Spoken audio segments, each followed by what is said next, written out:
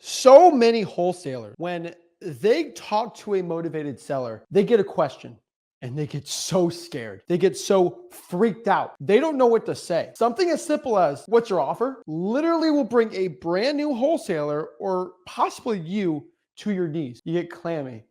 Just me saying that, does that get you a little sweaty, a little scared? Do you get a little tensed up? What happens when I go out here and I ask you some objections, maybe some questions that in your heart you fear, you are scared to know? Well, in today's video, what I really want to do is kind of uncover these fears that you have and really want to take them on, especially if you're a beginner, right? Because you have these fears. You're like, oh my gosh, you're talking to a seller, but like, I hope they don't ask me this one thing. If you have that in your mind, and I think a lot of new wholesalers watching this, I'm just being honest, me starting out, I had this. I was fearful if some of these questions got brought up about maybe my authority, my credibility, my age, maybe some people, my accent. What would I do? Maybe I'm gonna get destroyed. What if they have a price objection? What I wanna do is really answer some of the most feared questions brand new wholesalers get and how you can basically overcome this with a realtor, another seller, or really anything in the wholesaling real estate process. I truly believe in wholesaling real estate. It is your lack of knowledge that is stopping you from getting to that next point. It's not your action, because you have the knowledge, you know exactly what to do next. So what I want to do is systematically break down some of the most feared questions wholesalers get and how you can overcome it for wholesaling success. So let's bring this down, let's answer it and talk exactly how to do this the right way for wholesaling success. All righty, there we go. So let's talk about these questions. Let's talk about exactly your issues right now, talking to motivated sellers and getting wholesaling real estate deals done. The honest truth here is, if you have a fear talking to these sellers, you need to start looking at yourself a different way, because it's not going to be a scary thing. So many wholesalers, they get these scary questions. They start getting freaked out over, when really it's not scary. You just got to know how to overcome this. And a lot of wholesalers, they'll see me go on these live cold calls. They'll see me watch my replays of me closing sellers and be like, how are you so smooth with that seller? How did you have no fear when they asked you this question? And the honest truth is, I am so smooth talking to these motivated sellers because it's kind of in my brain. It's kind of like an athlete, if you will, right? So for example, if you're ever into like boxing, if somebody throws a right hook at you, when you train enough in boxing, when someone throws a right hook, you know instinctually to just block it. Like, you don't even think about it. It just happens. Same thing happens in wrestling. If someone shoots, you know how to sprawl. Like, you don't even think about it. It just happens, right? Some wide receivers are like this too. It's like when the ball happens, you just catch it. You don't even think about catching it. It just happens. And when you get really good, like a athlete, a sport, just anything in general, sometimes subconsciously, because of how much preparation and practice you've done, it automatically happens. And the same thing happens with objections. So whenever everyone asks me like, what's your offer? What's your offer? What's your offer? I instantly spit out my answer to that objection, because I've been asked it thousands and thousands and thousands of times. And I always answer it the easiest, simplest way. And so the problem is, I see a lot of wholesalers, they get so freaked out over this. They get so flipped out about what to say, what to do, how to answer these objections. And the truth is, you just don't have the knowledge of how to answer these objections. And I truly believe if you know how to answer these objections, you're going to be fine. And I know people watching this are getting clammy. They're getting sweaty. They're getting scared. And the truth, don't. So what I want to do is really kind of talk about the top 5 most common, scariest, spookiest objections you get. And I want to systematically break down exactly how to destroy them. So when you get asked this, you have no fear at all.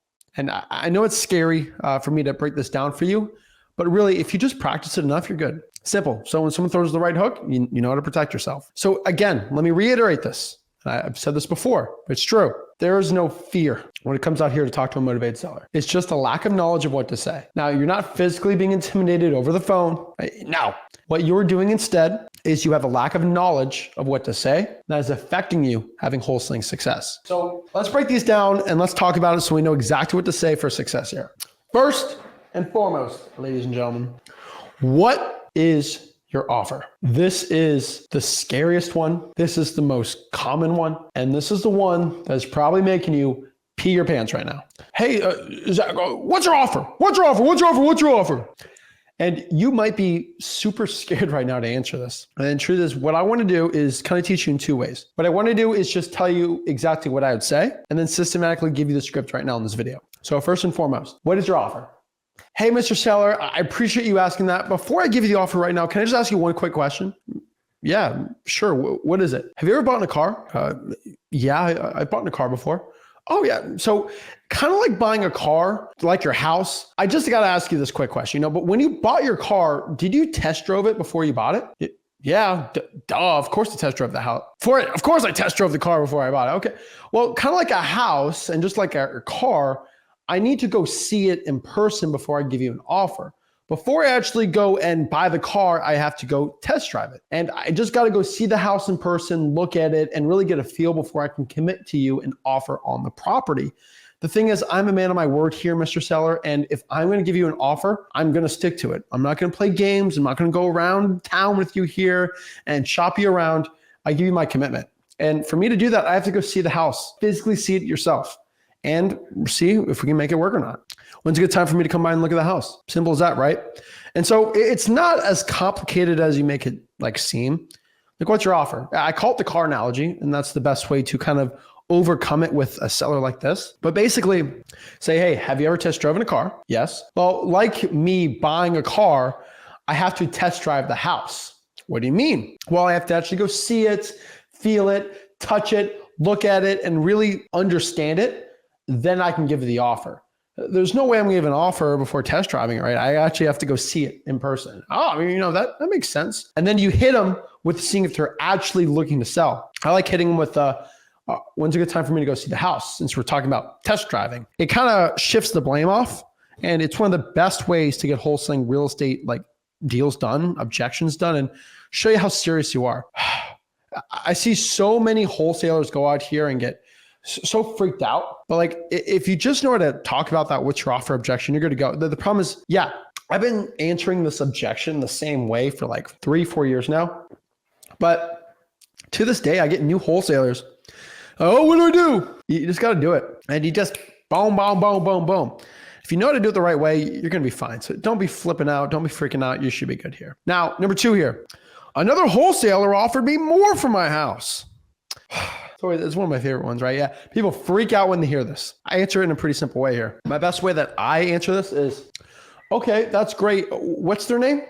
How many properties have they bought in the past month? Oh, well, me and my partner, John, we bought about 3 houses together the past month. And you go from there. And so what I mean by this is, to attack somebody with a better price, you're not going to beat them out on price. What you have to do is beat them out on credibility. And the best way for me to overcome somebody's issue right now with the price is you got to beat them with credibility. What I mean by this is you kind of have to use the Steph Curry example. What does that mean? What I mean by the Steph Curry example is, if I say that me and Steph Curry combined have scored over 20 points per game this year in the NBA, it's not a false statement. And what I mean by this is, actually, let's do me and Steph Curry combined have scored over 1,000 points this season in the NBA. It's not a lie, because Steph Curry has 1,000 points and I have 0 points in the NBA this year. That equals 1,000. And so if your partner has bought in 3 wholesaling deals or bought 3 houses for cash this month, me and my partner both combined as a joint venture have bought in 3 houses this month combined. And so it's not but your credibility is your buyer, right? And so you can use your buyers some sort of credibility because they are your partner on this transaction, right? They are a partner on the HUD. So it's not a lie, but it's just, you have to use that for credibility, because they're going to start asking that question to the other person and they're going to be unprepared. And when they are unprepared, you are going to win here. And so, yeah, that's great. Another wholesaler offer you to do that, but they're not buying the house. Me and my partner, we're buying the house. So yeah, I can't compete with someone that's not going to buy your house. What they're going to do is ask how many houses that person bought, and they're going to lie. Say, well, I can show you addresses. And they're going to be like, what, you really? I'm like, yeah, 123 Main Avenue. And what you're going to do is, because you vetted your buyer, you show them the address. Well, that's a Steve Young. Your name's Zach Ginn. Well, Steve Young's the principal. He's the one that has the money. I'm the one that goes find the deals with them. We work together. If you want, I can put Steve on the phone with you. And what you're going to find here is, if you have a cool cash buyer, they will be on the phone with you on the acquisition side. Obviously, you're going to have to give them a good deal, but it won't be bad. The issue is, I see a lot of wholesalers out here. They get so freaked out.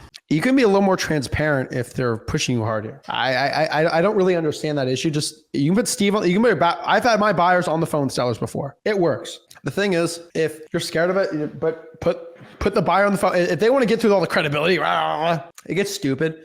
But honestly, like you will see the difference. And then say, hey, put you the other guy. You beat the competition every single time. So number 3 here. Who is this? How did you get my phone number? One of my favorite objections. You know, you're cold calling. Who's this? How do you get my number? It's pretty cool. Hey, my name is Zach. How I got your phone number? Well, my partner, Jeff, he does the marketing and he gave me a phone number of people potentially looking to sell their property that meet the criteria for us to buy our next deal. Are you looking to sell your property? Simple as that. So let's go over this one more time. Okay. Who is this? Hey, my name is Zach. How I got your phone number? Well, my partner, Jeff, or whoever your partner you want to blame, I say Rick. So my partner, Rick, gave me a list of properties where people possibly might want to sell their house. These fit the criteria for the next type of house we buy. Now, I get asked this. It is actually shocking that I get this a lot is like, what are you going to do with my house when you buy it? The best answer to that objection is, well, we do a lot of things to the house. So either we'll buy the house, fix it up, rent it out, or we'll buy it, fix it up, flip it, and then put it on the market. The truth there is we don't know what we're going to do to the house. The honest truth there is we like to buy them, fix it up, and then see what's the best option. Sometimes renting it out's the best. Sometimes putting it back on the market and flipping it. Usually when the house just needs way too many renovations, we just flip it. When it doesn't need too many renovations, we'll just go buy and hold it. Depends on the property. Easy, simple as that. Sorry about that. But really, when it comes to the phone number, I always just blame someone else. You're not going to win if I got your phone number, right? I know people say like, oh, I got your phone number from online. I got your number. You're not going to win.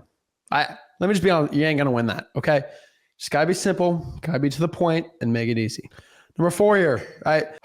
This is a problem I see a lot of wholesalers have. And frankly, it drives me crazy. But a lot of people think because they're too young, they have an accent, something talking about their authority that they can't get a deal. As somebody that got their first deal at 17 years old, it's all a load of baloney. You are overthinking this. You are overcomplicating this. And you're freaking out. Don't be, okay? So let's answer these objections of what I call authority. And I thought I was going to get a lot of these starting out in wholesaling, but really I didn't. And so let's talk about this. Number 1, you seem a little too young to be buying a house. Well, Mr. Seller, just letting you know, yes, I am 19 years old, but does my age, if I have the money to buy your house cash, affect me buying your property? And just so you understand that I'm buying this house with my partner. I'm the one that looks at the house. I do a lot of the young hustling, then they have the money. So yeah, I kind of understand you're asking like, why does a 19-year-old have maybe $400,000, $500,000 to be buying houses? Yeah, we do buy multiple houses every single month. And yes, it's kind of shocking a 19-year-old can do this. But I have partners that trust me because I'm very good at finding good real estate deals for us to do real estate on. And usually you answer that, they have no problem with it. Now, once you like, oh, okay, there's another person working with you, that makes sense, right? The truth is 18, 19-year-olds get massive listings all the time for like, as a realtor. I personally don't think it's that big of like a crazy deal. I see so many wholesalers, man, like they use their age as a reason why they can't get, no. Say, is my age going to affect me buying your house if I have the cash? I buy it with my partner. So if you want an older guy, he's going to buy it with me. So we'll be together if it's an age thing. Easy. Now, let's talk about this thing. Okay. And I want to talk about international wholesalers. They get flipped out over this all the time. Your accent. Oh, you sound, now, what I'm going to say is something that my VAs get called out on sometimes. I'm not saying this about you.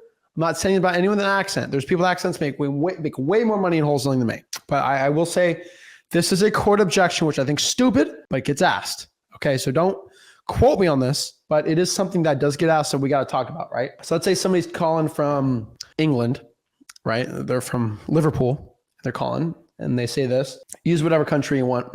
But someone called like a British accent, and forgive me for my accent, but they'd be like, are you looking to sell your property? I don't know. I can't do an English accent, right?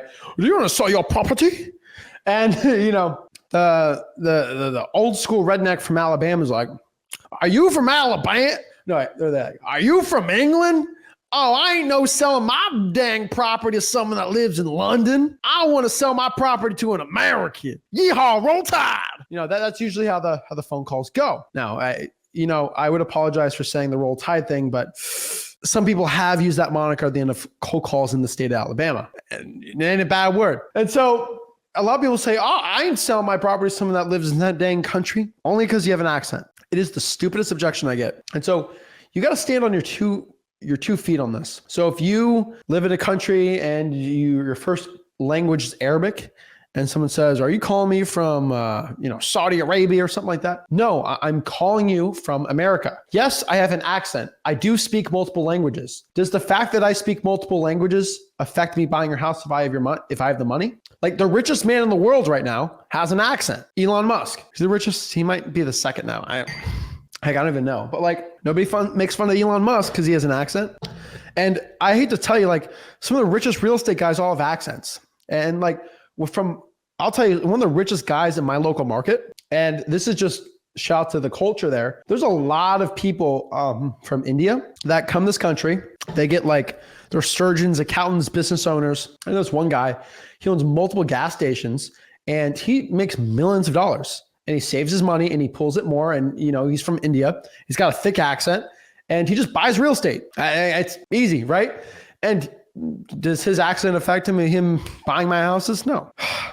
And so when you get asked about an accent, say, well, I know I have an accent, but does my money affect it? Simple as that, right? You have to do what the kids say. And so people my age, are they really my age? I don't know. People younger than me. Now I'm going to teach my guys and gals in their 80s, 70s, 60s, and 50s and 40s, 30s, maybe late 20s. Young kids now have the saying, and I know it's going to be cringy because I'm 24 and I feel old because I didn't even know about this. They do something called standing on business. So they say it. It's called standing on business. And you have to quote stand on business. Look, search standing on business on Urban Dictionary. I was like, I like that. I think 21 Savage said that the first time. That's how I knew about it. That's how old I am. But you have to quote stand on business. If someone says you can't buy my house, you have an accent, show them the receipts. Show them the facts. Hey, I have an accent, but me and my partner, we got the money. Does my age affect it? No. So if they get asked for a proof of funds, show your cash buyer's proof of funds. You're fine. You see so many wholesalers, my age, win. Nobody cares about your accent, your age, or anything. Doesn't matter what you look like. Don't matter what you sound like. Zach, I have a lisp. Who cares? I get the lisp thing's funny because I had one guy say, I have a lisp, I can't wholesale. I'm like, and this guy loves rap. I'm like, have you ever heard of Corday? And they're like, I love Corday. I'm like, he's got a lisp. He's a great rapper. You got a problem with that? Well, no. Mike Tyson, he's got a lisp. He's one of the best trash talkers. I get every single time somebody gives me an objection that I can't do it because of this, I bring up someone who is in a worse situation than you that did way better. Drives me crazy. Number 5, a price objection. Oh, I want $1 million for my house. That's always an interesting one. So when somebody says, I want $1 million for my house, the best way for me to answer that objection is simple. It's okay, so you want $1 million for it. Well, I don't think I can pay $1 million for it, but how long have you been thinking about selling the property for? Well, I wasn't really thinking about it, but that's my price. Okay, so you weren't thinking about something? Well, you definitely have a price in mind. How did you come up with that price? I'm just curious. I don't see any evidence supporting that, but maybe you can change my mind. And you could tell pretty quick if they're not serious, just go to the next one. It's not that big of a deal. The truth is, you just got the knowledge of what to say.